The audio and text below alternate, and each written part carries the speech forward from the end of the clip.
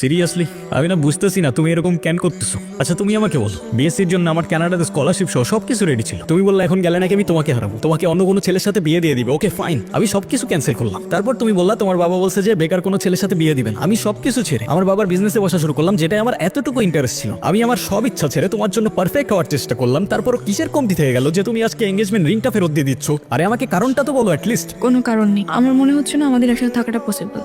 That's it? Seriously তোমার মনে হচ্ছে না আমাদের একসাথে থাকাটা পসিবল? What about me? আমার কি মনে হচ্ছে সেটার কোনো ভ্যালু নাই? আমার সাইডটা কে দেখবে রুহি? দেখো, এত কথা বাড়ানোর কোনো মানে নেই, অযথা সময় নষ্ট করো না। সময় তো তুমি আমার নষ্ট করছো। এরকমটাই করার হইলে আমার লাইফটা কেন নষ্ট করলা? ভেঙে ফেলার হইলে সব আগেই ভেঙে ফেলতা, নাকি হুট করে এখন বেটার কাউকে পেয়ে গেছো? তোমার যা ভাবার তুমি তাই ভাবতে পারো, আমার কোনো প্রবলেম নেই। আরে প্রবলেম তোমার থাকবে কেন? প্রবলেম তো তোমার ক্যারেক্টারে। আর আমার লাকের প্রবলেম যে তোমার মতো একটা মেয়েকে ভালোবাসি।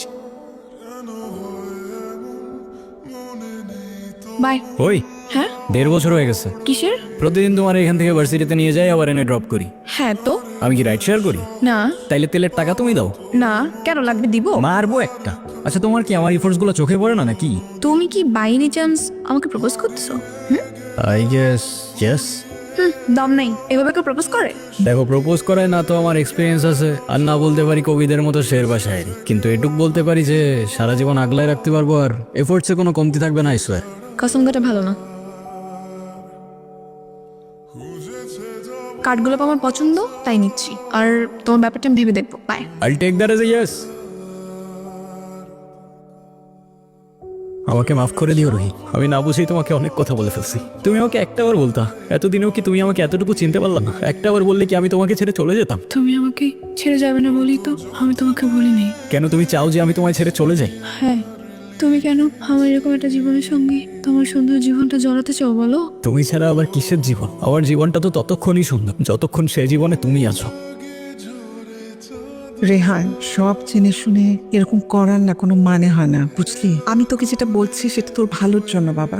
এমন কিছু করিস না যাতে তোর জীবনটাই নষ্ট হয়ে যায়। মা, আমি ওকে ভালোবাসি, প্লিজ একটু বুঝে কথা বলো। আমি তো বুঝলাম তুই ভালোবাসিস, কিন্তু বিয়ে ভালোবাসার জন্য নিজের ভবিষ্যৎটা নষ্ট করে দিবি? মানে বিয়েটা তো যে কোনো সময়। না মা প্লিজ, এটা তো আমার সাথে হইতে পারতো না। আর আমার সাথে হইলে আর যাই হোক রুহি কখনো আমাকে ছেড়ে চলে যেত না। আর আমার লাইফে ওর আগে না কেউ ছিল আর না পরে কেউ থাকবে। সাব্বাস, এই না হলে আমার ছেলে। আরে বাবা, ভালো সময় কিংবা খারাপ সময় সব সময় পাশে থাকাটাই কিন্তু ভালোবাসা। রেহানা মা, রাগ করো না। আল্লাহ না করুক যদি কখনো তোমার কিছু হয়ে যায়, আমি কি তোমাকে ছেড়ে চলে যাব? না, বরঞ্চ তোমার পাশে থেকেই আমি তোমাকে সাহস যোগাবো। Proud of you. এ যুগে তোর মতো কয়টা ছেলে আছে বল? ছেলে হিসাবে তোকে নিয়ে আমি গর্ব করি। আমার কথা রাগ করিস না। না মা, রাগ করি নাই। আচ্ছা ঘুমিয়ে পড়, রাত জাগিস না। হ্যাঁ, ঠিক আছে, তোমরা যাও ঘুমায় পড়ো। কিরে বাবা, মন খারাপ? মন খারাপ করিস না, দেখবি সময়ের সাথে সাথে সবকিছু ঠিক হয়ে যাবে। শুয়ে পড়ায়, আমি আসি। ডক্টর, আমি আর বুঝে উঠতে পারতেছি না আমি কি করব। ওর জন্য কি আর কিছুই করার নাই? আপনি আমাকে বলেন, যত টাকায় লাগুক আমি ম্যানেজ করবো। দেখুন, আমরা তো কম চেষ্টা করিনি। টাকা দিয়ে সবসময় সবকিছু হয় না। তারপরও রোহির জন্য যদি আপনি কিছু করতে চান, ওকে খোলা হাওয়ায় নিয়ে যেতে পারেন। ওর মনের যদি কোনো ইচ্ছা থাকে সেগুলো পূরণ করতে পারেন। ওর মন যতটা ভালো থাকবে, মনোবল ততটাই স্ট্রং হবে। অযথা এসব কেন করছো রেহান? অযথা করছি? অযথা নয়তো কি? আমি আর কদিনই বা বাঁচবো? আমরা কে, কতদিন আর কতক্ষণ বাঁচবো সেটা কি আসলেই আমরা জানি রোহি? হিসেব করে লাভ কি বলো? যতক্ষণ নিঃশ্বাস আছে ততক্ষণ না হয় সেই মুহূর্তগুলোকে ঘিরেই বেঁচে থাকি। আজকে আছি, কালকে তো নাও থাকতে পারি, বলো? শুধু শুধু মায়াটা কেন বাড়াচ্ছ? মায়া বাড়ালে যে কষ্টটাও বাড়ে।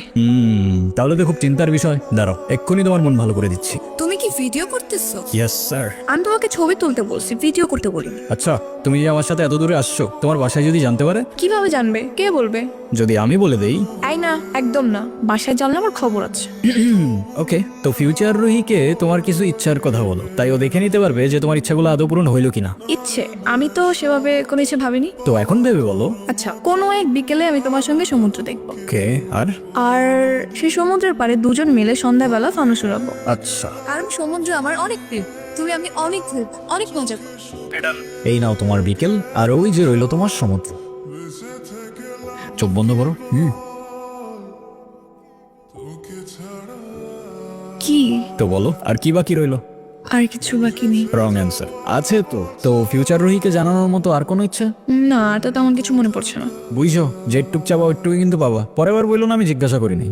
আচ্ছা ওয়েট, আমরা ফানুস উড়ানোর পর ক্যান্ডেল নাইট ডিনার করব। সাথে থাকবে সমুদ্রের ঢেউ আর বাতাসে থাকবে কাঠগোলাপের সুবাস। কেমন হবে? নিজের দোষে নিজেই ফাঁসলাম মনে হচ্ছে। আচ্ছা তো ফিউচার রোহি, শুনতে পাচ্ছ? তোমার ইচ্ছাগুলো পূরণ হইলো কিনা আমাদের জানিও কিন্তু। একটাই তো মন আমার, আর কতবার জিতবা? যতবার জিতলে এটা বোঝানো যায় যে আমার জীবনে না তোমার আগে কেউ ছিল আর না পরে কেউ থাকবে। এতটা ভালোবাসো আমায়? তুমি জানো আমার খুব ভয় হয়, মুখে যাই বলি না কেন আমার মনে হয় আমার মানুষটা আমারই থাকুক, সে যেন আমাকে কখনো ভুলে না যায়। শুধু তোমারই থাকবো রোহি, কখনো ভুলবো না। আমি অনেক লাকি যে তোমার মতো একটা মানুষ আমার লাইফে আসছে। আমার সব স্বপ্ন পূরণ হয়ে গেল। এই কিছু মুহূর্তে মনে হচ্ছে 1000 বছর বেঁচে থাকার স্বাদ পেয়ে গেলাম। আমার আর কোনো আফসোস। কি ব্যাপার, তুমি কাঁদতেছো কেন? আরে আমি আছি তো। আরে না, কই কাচ্ছি না তো। কাজী ডাকছো? সবাই আসছে? হ্যাঁ আসছে তো। ডাকো সবাইকে। মা, আমার কাছে বসো। বাবা, মা আমার কাছে আসো। বসো। রেডি? অলওয়েজ। রোহি, ডক্টর